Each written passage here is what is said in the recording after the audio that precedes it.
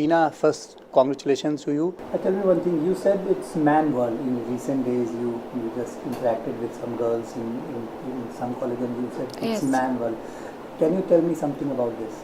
Well, I believe that even though it's 21st century, but yes, we live in a man's world, and women representation, be it say in parliament, or say in the corporate sector, or even in the government sector, it's not as much as we desire it to be. If we take the parliament and state legislative assemblies, women representation is just 12%. When the population is 50-50, I think representation of women in every sector should also be 50-50. Only in panchayats and local bodies that women have 33% reservation, but we do not have it in the state legislative assemblies. We do not have it in parliament. The 108th amendment bill is still pending in the parliament for the past so many years. Achha, your views on women in India? Well, it's bittersweet.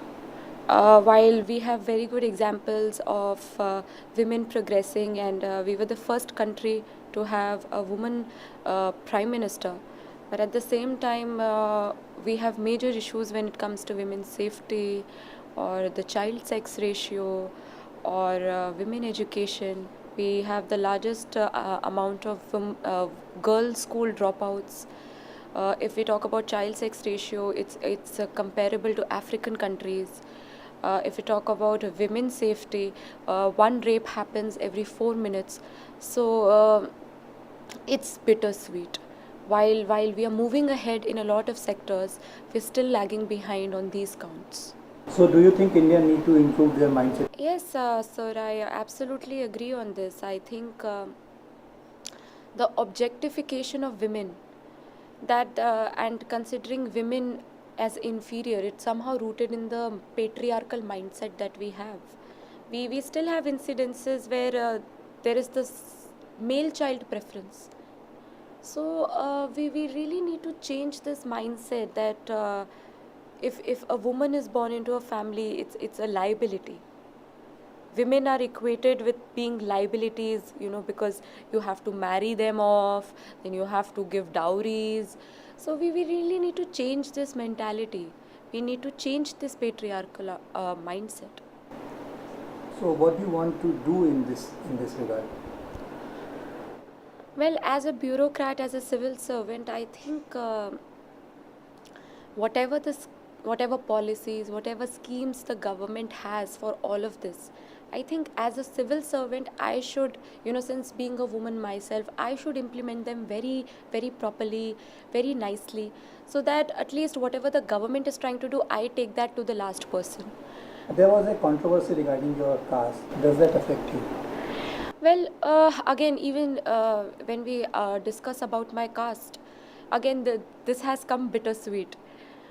Well, I am proud of the fact that after independence, after 70 years of independence, I am the first person from the scheduled caste community to top this prestigious exam. So I am very proud of that fact.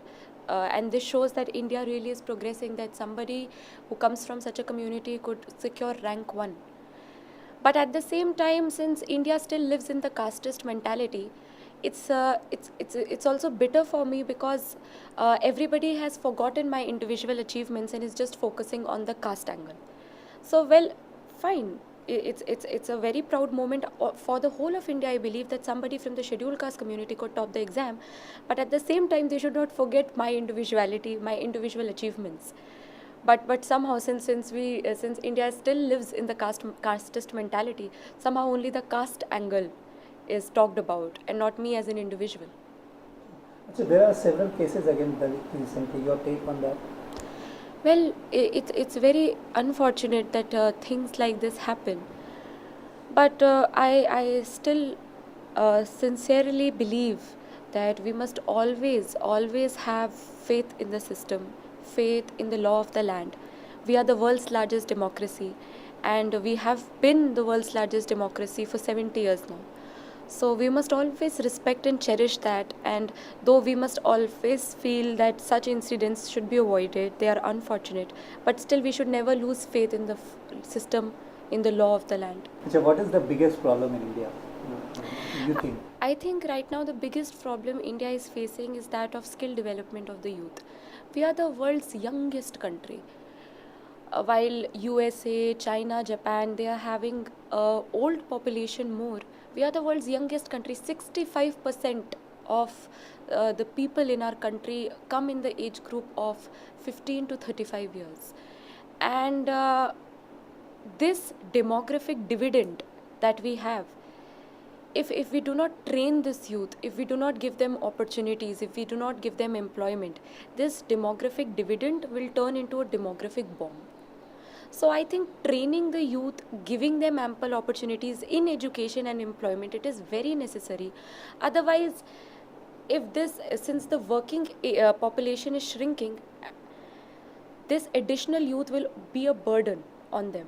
So training, skilling the youth, I think this is the major challenge. And the government rightly has even recognized this problem. We are now having the Skill India mission. But I believe something more and more needs to be done, because this is a fast going problem. A lot of frustrations are created because there are not enough employment opportunities, there is not enough skill development. So skilling of the youth population, this is the most important thing. And if we really are able to do this, then we'll have the largest working force in the whole of country, in the whole of the world. Not only we will be able to have more working population in the country, we'll also be able to give a ready workforce for the world in general. So this is something which is coming up and it is very important. Reservation पे आपका क्या take है? Reservation जो हमारे constitution ने दिया है वो एक बहुत बड़ी सोच के तहत दिया गया है, और ये हमारा लॉ ऑफ द लैंड के तहत दिया गया है। और जो हमारा पार्लियामेंट है, जब तक के पार्लियामेंट डिसाइड नहीं करता कि रिजर्वेशन रहना चाहिए या नहीं रहना चाहिए, तब तक के तो वो रहेगा। तो ये जो सोच है, जब तक के जिस सोच के तहत ये दिया गया है, और जब तक के पार्लियामेंट जो हमारा लॉ ऑफ द लैंड है उसे सपोर्ट करता है, तब तक के तो ये रहेगा ही। और जिस दिन हमारा parliament with public support, public consensus ये डिसाइड करता है कि नहीं रहना चाहिए, उस दिन हट भी जाएगा। तो जब तक के ये हमारे कॉन्स्टिट्यूशन और लॉ ऑफ द लैंड में है, तो मतलब ये जनता के सपोर्ट से ही है, और इसलिए मैं भी इसे मानूंगी कि ये सही है।